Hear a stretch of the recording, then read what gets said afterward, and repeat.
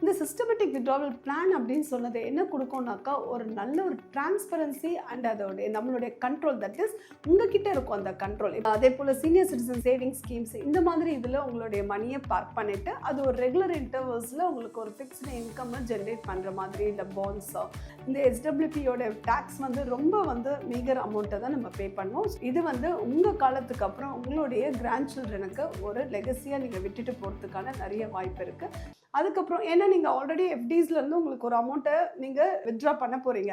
So நீங்கள் என்ன பண்ணுங்கள், இதில் 6% மட்டும் எடுங்க. அப்போ தான் over the period 1 year time கொடுத்துட்டு எடுக்கும்பொழுது உங்களுக்கு நல்ல அக்யூமுலேஷன்ஸ் சிஸ்டமேட்டிக்கில் வந்துட்டுருக்கோம். இதை நாங்கள் எங்கள் கிளைண்ட்ஸுக்குலாம் அதை ஒரு என்ஜாய் பண்ணிட்டுருக்காங்க. ஸோ ஏன்னா அந்த டைம் பீரியட் நம்ம கொடுக்கணும். அதுக்கப்புறம் over the period 7%, 8%, 9%, 10% or prolong the பீரியடில் நீங்கள் இன்க்ரீஸ் பண்ணிக்கலாமே தவிர இமிடியேட்டாக 7%, 10% இன்க்ரீஸ் பண்ணிக்காதீங்க.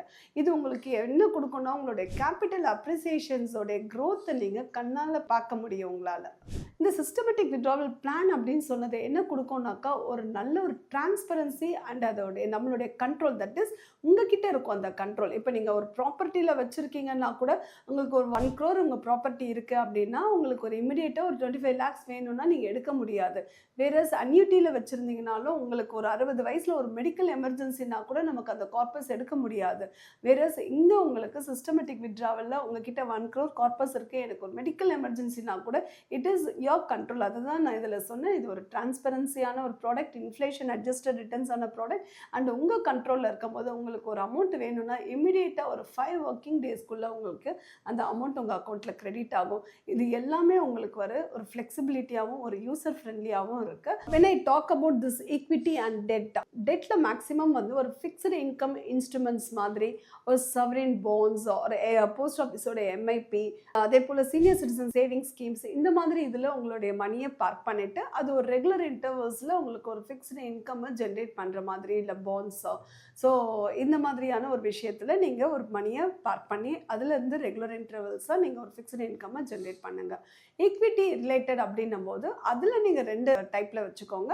ஒரு 50% நல்ல ஒரு ஈக்விட்டி ஓரியன்ட் லாங் டேர்ம்ஸ்லேயும், ஒரு 50% டெட் இன்ஸ்ட்ருமெண்ட்ஸில் இருக்கிற மாதிரி நீங்கள் உங்கள் மணியை பார்க் பண்ணிக்கோங்க. அப்போது ஓவர் த பீரியட் உங்களுக்கு என்ன கொடுக்கும்னா இன்ஃப்ளேஷன் அட்ஜஸ்டட் ரிட்டர்ன்ஸ் கொடுக்கும். ஸோ பார்ட் ஆஃப் த மணி உங்கள் கிட்டே இருக்க கார்பஸ் ஒரு ஃபிக்ஸ்டு இன்கம் கவர்மெண்ட் ரிலேட்டடான ஒரு கேரண்டட் இன்கம்லேருந்து உங்களுக்கு ரெவென்யூ ஜென்ரேட் ஆகும்.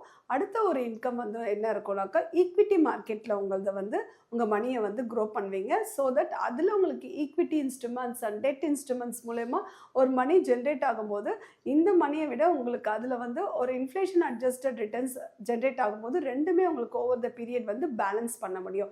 இந்த ரீபேலன்சிங் போர்ட்ஃபோலியோ உங்களுடைய போர்ட்ஃபோலியோவில் கண்டிப்பாக வச்சுக்கணும். இந்த மாதிரி பிளான் பண்ணும்போது நீங்கள் ஒரு ரிஸ்க் அப்பிடைட்டை ஒரு மார்க்கெட் ரிலேட்டடில் போகிறோன்ற அந்த ஒரு ஃபியர் இருக்காது. அதே சமயத்தில் உங்களுக்கு ஓவர் த லைஃப்பில் ஒரு 50% ஆஃப் த இது இந்த ஃபிக்ஸட் இன்கம் கொடுத்துட்டு இருக்கும்போது அடுத்த ஒரு 50% of the equity oriented high returns கொடுக்கும்போது உங்களுடைய கேபிட்டல் அப்ரிசியேஷன்ஸை நம்ம பார்க்க முடியும். டாக்ஸ் இம்ப்ளிகேஷன்ஸை பொறுத்தவரை சிஸ்டமேட்டிக் வித்ட்ராவல் பிளான்ஸில் எந்த மாதிரி இருக்கும் அப்படின்றது நிறைய பேருக்கு ஒரு கிளாரிஃபிகேஷன்ஸ்க்காக கேட்பாங்க. இதில் பார்த்தீங்கன்னாக்கா நம்மளுடைய கேபிட்டல் என்ன கெயின்ஸ் ரிசீவ் பண்ணுறோமோ அதுக்கு மட்டும்தான் கெயின்ஸ்க்கு மட்டும்தான் நம்ம டேக்ஸ் பே பண்ணுவோம். ஸோ ஒரு ஏஜ் அப்புறம் நமக்கு இன்கம் இருக்காது பெருசாக, கரெக்டாக. ஸோ நம்ம அப்போ ஒரு ஏஜ் பர்சனாக இருக்கும்போது இன்கம் ஸ்லாப் நம்ம பெரிய லெவலில் இருக்க போகிறது இல்லை. அப்போ உங்களுக்கு அந்த கெயின்ஸ்க்கு மட்டும்தான் டேக்ஸ் என்னும்போது அது ஒரு மினிமம் அமௌண்ட்டு தான் பே பண்ணுவோம். பட் யாருமே கெயின்ஸ்லேருந்து டேக்ஸ் பே பண்ணுறதுல எஸ்கேப் ஆக முடியாது. But it is a very meagre amount தான் நம்ம பே பண்ணுவோம். அதனால் அந்த டேக்ஸுக்காக யாரும் வரி பண்ண வேண்டாம். நம்ம வென் கம்பேர் டு உங்களுடைய எஃப்டிஸ் இதெல்லாம் பார்க்கும்போது இந்த எஸ்டபிள்யூபியோட டேக்ஸ் ரொம்ப மீகர் அமௌண்ட்டை தான் நம்ம பே பண்ணுவோம். So and only on the gains not on the capital. Next நமக்கு வேறு எந்த மாதிரியான ஒரு ரிட்டையர்மெண்ட்டுக்கான கார்பஸ் அப்படின்னா நம்ம இந்தியாவில் மோஸ்ட்லி என்ன பண்ணுவாங்க அப்படின்னாக்கா என்யூடி பிளான், தட் இஸ் ரிட்டையர்மெண்ட்டுக்காக என்பிஎஸ்ல இன்வெஸ்ட்மெண்ட் பண்ணுவாங்க.